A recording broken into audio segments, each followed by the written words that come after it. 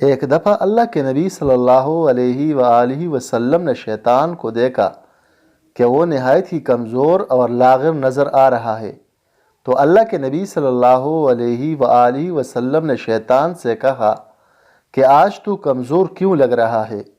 شیطان نے جواب دیا کہ اے رسول اللہ، میں آپ کی امت کے 6 کاموں کی وجہ سے میری کمر ٹوٹ گئی ہے اور میں اتنا پریشان ہوں کہ مجھے انہیں دیکھنے کی طاقت نہ رہی اور میں ان کا متحمل بھی نہ رہا۔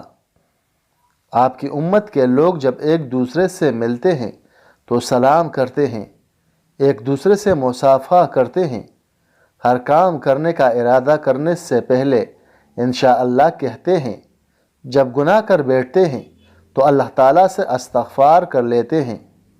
آپ صلی اللہ علیہ وآلہ وسلم کا نام سنتے ہی درود و سلام پڑھتے ہیں، ہر کام کے شروع میں بسم اللہ پڑھ لیتے ہیں۔ انہی کاموں نے شیطان کا کمر توڑ کر بہت لاغر کر دیا ہے۔ اس پیغام کو دوسروں تک پہنچائیے تاکہ اللہ کسی کی زندگی کو آپ کے ذریعے بدل دے۔ اسلامی واقعات پڑھنے کے لیے مجھے فالو کرے۔ شکریہ۔